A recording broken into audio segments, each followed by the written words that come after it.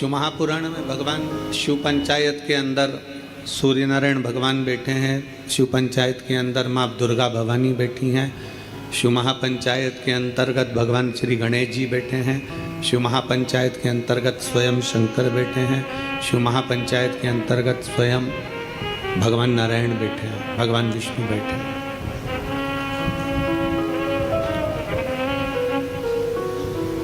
शिव महापंचायत के अंदर ये सब विराजमान। नारायण क्या?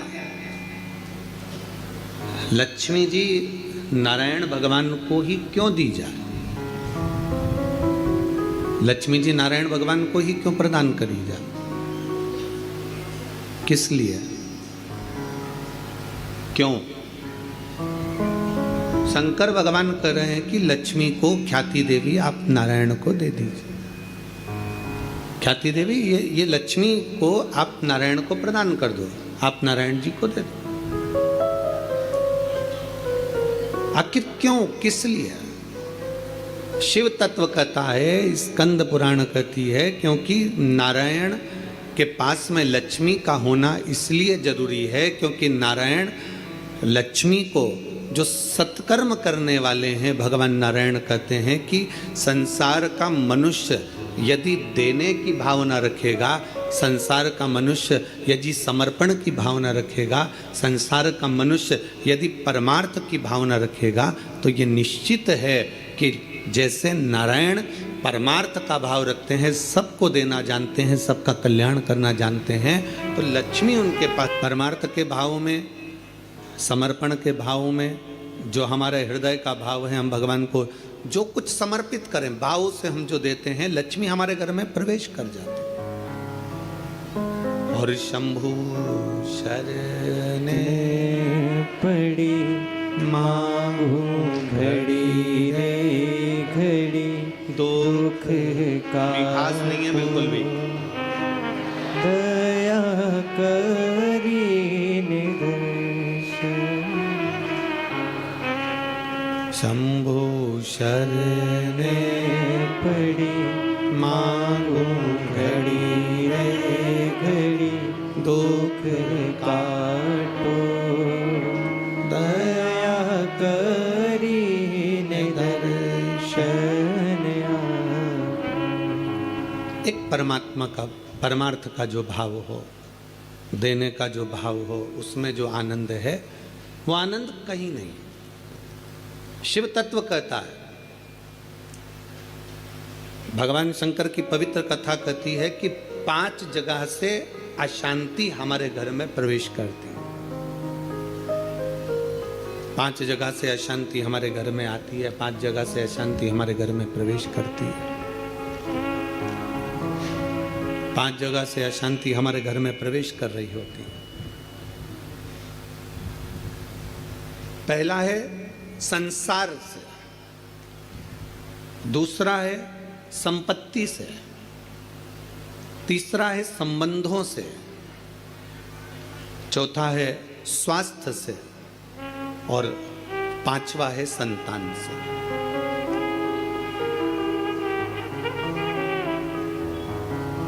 इस कथा को समझिएगा जरा कि 5 जगह ऐसी है जहां से अशांति हमारे यहाँ प्रवेश कर रही है।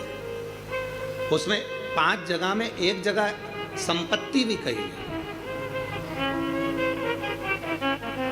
5 जगह में से एक जगह संपत्ति को भी बताया गया कि जैसे संसार से भी अशांति प्राप्त होती है। संसार के लोगों में आप सोचते हैं कि मैं संसार में जितना रहूंगा, जितना सबके साथ में रहूंगा, उतना मुझे सुख मिलेगा, शांति मिलेगी। ना ना ना, ना। स्कंद पुराण कहती है, हो नहीं सकता। संसार के लोगों के लिए आप दुनिया भर का कितना भी सुख प्रदान कर दीजिए, किसी के लिए आप अपनी जान भी निकाल कर रख दीजिए, संसार के लोगों के लिए आप अपनी पूरी संपत्ति भी लुटा कर रख दीजिए, संसार के लोगों के लिए अच्छे से अच्छा वस्त्र, आभूषण, माणिक, मोती, रतन, जो कुछ दे सकते हो दे दीजिए। उसके बाद भी संसार के लोग कहे बिना रह नहीं सकते। आपको कहे बिना रहेंगे नहीं। आप कितना भी सुख उनको दे दीजिए, आप कितना भी सुख उनको प्रदान कर दीजिए, आपको वो सुख आप दे भी देंगे, एक व्यक्ति अगर अपने घर की शादी में करोड़ों रुपए खर्च कर कर पूरे घर के मेहमानों को, संसार के लोगों को, सबको बुला ले और सबको बुलाने के बाद में वो सबका सम्मान करे, सबका आदर करे, सबका सत्कार करे, सब कुछ अच्छा करे, सबका आदर भी करे, सबका सम्मान भी करे, सबको खूब दे भी और खूब खूब प्रदान कर दे, उसके बाद भी दुनिया के लोग कह देंगे हराम का आ रहा होगा तो लुटा रहा होगा। ये दुनिया की रीति है, ये दुनिया का क्रम है। संसार का व्यक्ति जितना आप विचार करेंगे कि मैं संसार के अंदर रहूं, लोगों के अंदर विराजमान रहूं, मुझे यश ही यश मिले, तो बहुत मुश्किल है। आप दुनिया का सारा सुख दे दीजिए तो भी यश की प्राप्ति नहीं हो सकती। थोड़ा वक्त मिल गया तो मिल गया, किसी ने कह दिया, किसी को आपने देते रहे देते रहे देते रहे तो मिल गया। संसार अशांति देता है। संपत्ति, शिव महापुराण की कथा कहती है, स्कंद पुराण कथा कहती है कि हमारी संपत्ति भी हमको अशांति देती है। जिसके पास कुछ नहीं वो आराम से रोड के किनारे टाट बिछाकर बहुत मस्ती से सोता है।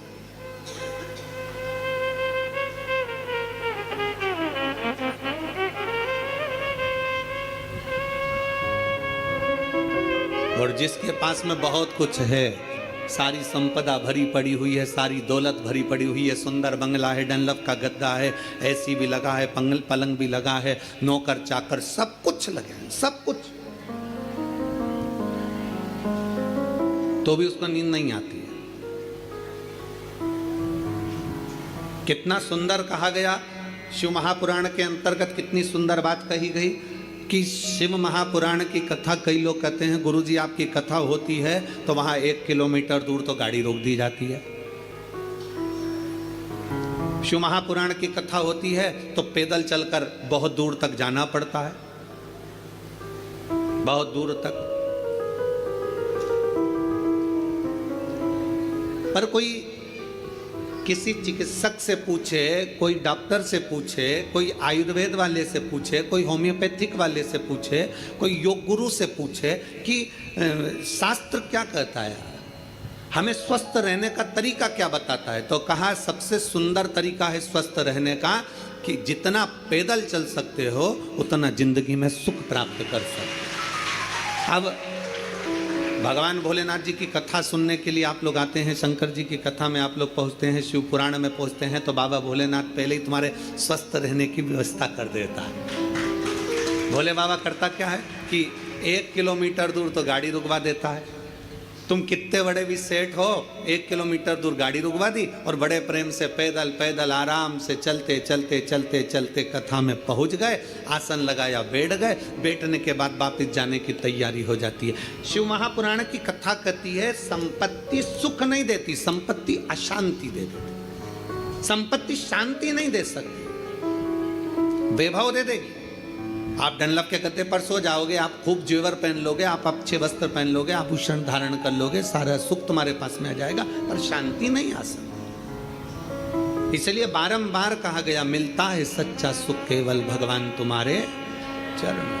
बाकी के दुनिया का सुख कहीं नहीं प्राप्त हो सकता। दुनिया का सर्वाधिक सुख भगवान के चरणों में। आप कुबेरेश्वर बाबा की धरा पर आए हैं, कुबेरेश्वर बाबा की धरा पर कभी पहुँचे या आए तो कुबेरेश्वर बाबा की धरा पर पहुंचकर तुम कहीं पर भी एकांत में बैठ जाओ, जितनी देर बैठे रहोगे आपको ऐसा महसूस होगा कि मेरा शंकर तुम्हारे आसपास में से घूम कर निकल कर गया है। शिव तत्व की प्राप्ति कहीं नहीं। और सारे तीर्थ धाम आपके चरणों में, हे गुरुदेव प्रणाम आपके चरणों में, सारे तीर्थ धाम आपके चरणों में, हे गुरुदेव प्रणाम आपके चरणों में। आप जितनी देर बैठोगे परमात्मा के चरणों में, जितनी देर विराजमान हो परमात्मा के चरणों में, जितनी देर बैठे हो उतनी देर तुम्हें शांति है, उतनी देर आनंद है। तो शिव तत्व कह रहा है कि संसार में शांति नहीं है, संपत्ति में शांति नहीं है, शिव तत्व कह रहा है संबंधों में शांति नहीं है। जितने संबंध बनाते चले जाओगे, नहीं साहब हमने इनको हमारा भाई बना लिया, घर का भाई नहीं बनी लिया, भाई बना के बैठे। नहीं साहब इसको हमने हमारी बेटी बना लिया, घर की बहन बेटी को साड़ी नहीं दिला रही और दूसरी बेटी बनाते फिर। नहीं साहब इनको हमने हमारा काका जी बना लिया, तो घर का काका जमीन और जायदाद के लफड़े में पड़ा, आज तक नहीं सुलझ रहा और एक और काका बना के तैयार कर लिया। नहीं साहब ये हमारी बुआ है, नहीं साहब ये हमारा ये है। नहीं, संबंध जितने जितने संसार के लोगों से जोड़ोगे, शिव पुराण कहती है जो हमारा संबंध है जितने लोगों से जुड़ा है उतना ठीक है, पर अलग से कोई संबंध जोड़ने का प्रयास मत करो, अलग से परमात्मा को जोड़ने का प्रयास करो तो जीवन की सार्थकता, जीवन के साथ परमात्मा को जोड़िए, परमात्मा को अपने करीब लाने का प्रयास करिए, परमात्मा को अपने नजदीक लाने का प्रयास करिए। परमात्मा को अपने करीब में जितना जितना लेकर आओगे उतना उतना सुख और शांति आपके जीवन में आती चली जाए, उतनी शांति, उतना सुख। संसार से, संपत्ति से और संबंधों से शांति की अनुभूति नहीं है। संबंध भी हमको अशांति देते हैं। किसी ने कुछ कह दिया मन अशांत हो गया, किसी ने कुछ बोल दिया मन अशांत हो गया, कहीं किसी ने कुछ कहा अपन घर से निकल कर चले गए मन अशांत हो गया। अच्छा जरा सा विवाद हुआ लोग घर छोड़कर चले जाते हैं, हमको ये समझ में नहीं आता कि घर में तुम रहकर भी शांति का अनुभव नहीं कर पाए तो क्या छिपरा जी के तट पर जाकर, गंगा जी के तट पर जाकर, नर्मदा जी के तट पर जाकर, किसी तीर्थ में जाकर सबको छोड़कर अकेले घर से निकलकर घर के बाहर जाकर क्या तुम्हें शांति मिल जाएगी? जम के बोलो जरा, नहीं मिल सकती। घर छोड़कर शांति का अनुभव नहीं हो सकता।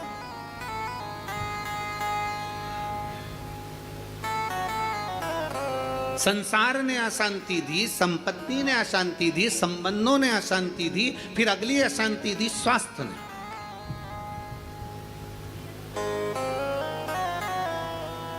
घुटने दुखने लगे, कमर दुखने लगी, पीठ दुखने लगी, अशांति होने लगी, अब मैं बहुत बीमार रहने लगी, मेरे जीवन का क्या ठिकाना गुरुजी, मेरी जिंदगी का क्या ठिकाना।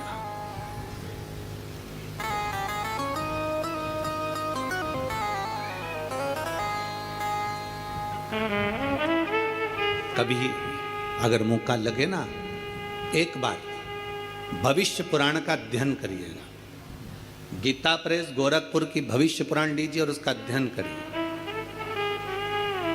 भविष्य पुराण का जब अध्ययन करेंगे तो उस अध्ययन में आपको निकलेगा कि परमात्मा ने जब हमको जन्म दिया तो जन्म के समय पर हमारी खोपड़िया में एक मैग्नेट लगा दी, एक चुंबक लगाई।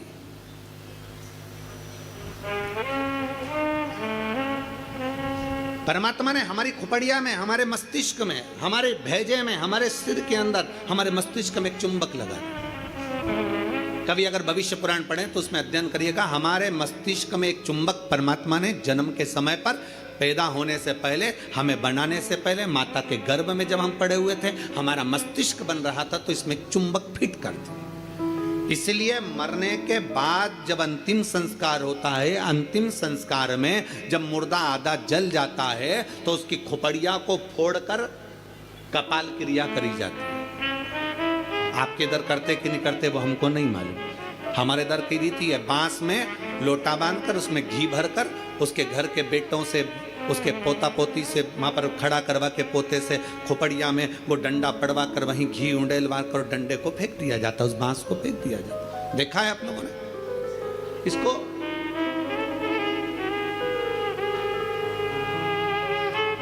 भगवान जब हमें जन्म दिया, परमात्मा ने जब हमको पैदा करा, उस समय पर माथे में, मस्तिष्क में, भेजे में एक चुंबक लगा। क्या करती है वो चुंबक? चुंबक का कार्य क्या है?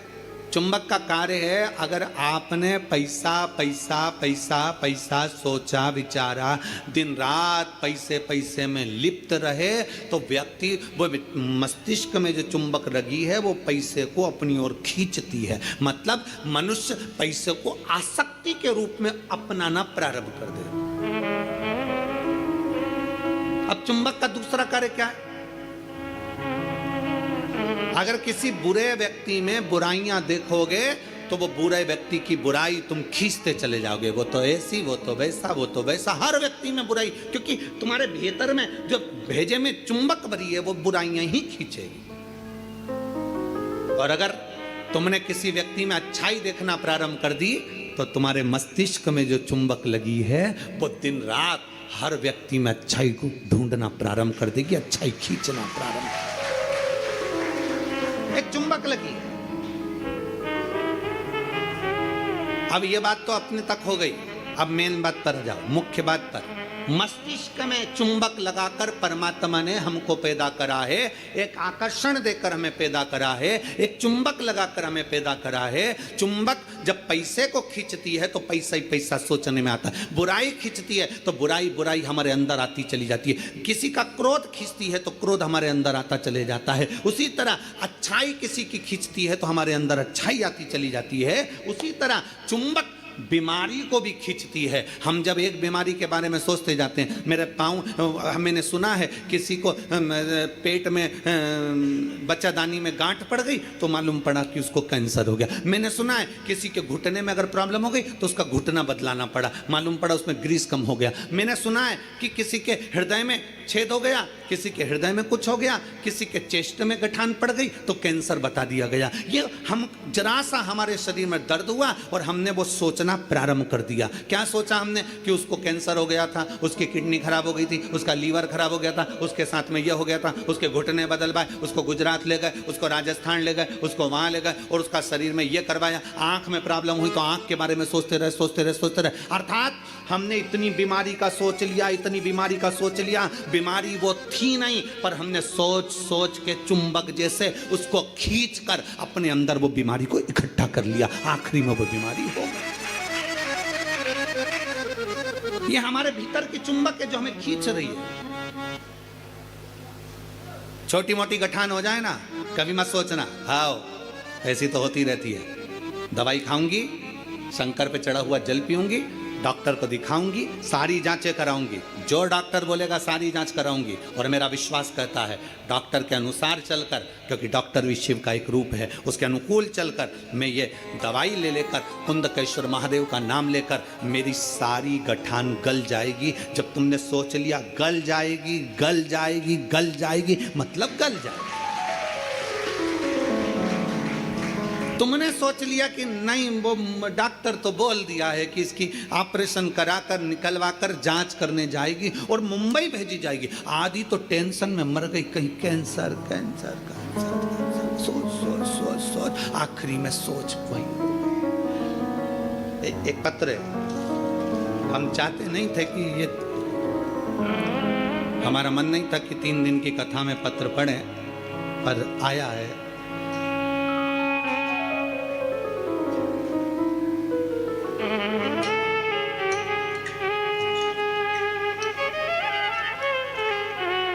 मैं किंजल, उम्र मेरी 13 वर्ष है, जालोर से आई हूँ। कहीं बैठी हैं? आप ही हैं बेटा?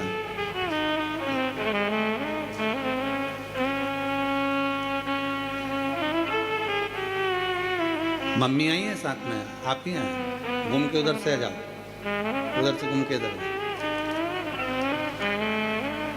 मैं किंजल, उम्र मेरी 13 वर्ष है, जालोर से हूँ गुरुजी। बाबा सबका जीवन बदल देते हैं, लेकिन मेरी मम्मी को तो नया जीवन दे दिया मेरे बाबा ने। मेरी मम्मी को 4th स्टेज का कैंसर था।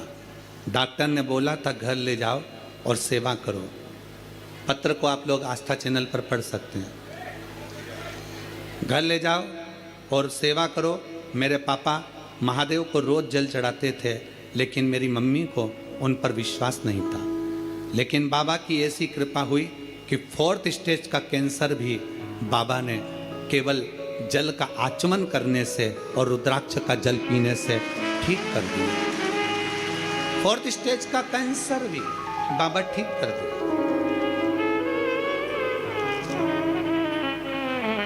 गुरुदेव, 4th स्टेज के कैंसर पे डॉक्टर ने कह दिया इनको घर ले जाओ। हम घर तो लेकर आ गए, पर हम सीहोर आ गए और बाबा सीहोर आकर हमने यहाँ से रुद्राक्ष मांगा, रुद्राक्ष लेकर गए। फिर बाबा की ऐसी कृपा हुई कि 3 साल से आज तक हमें हॉस्पिटल जाने की जरूरत नहीं पड़ी। शिव तत्व की प्राप्ति। और गुरुदेव एक बात और कहना चाहती हूँ, हॉस्पिटल नहीं जाना पड़ा और बाबा ने ऐसी कृपा कर दी कि मेरे पापा को नौकरी भी बाबा ने दिलवा दी। बाबा, हम प्रत्येक मंदिर में जाकर बाबा को नमन करते हैं, जल चढ़ाते हैं। आज मैं बाबा को प्रणाम करने के लिए आई हूं। शिव तत्व की प्राप्ति। आ जाइए।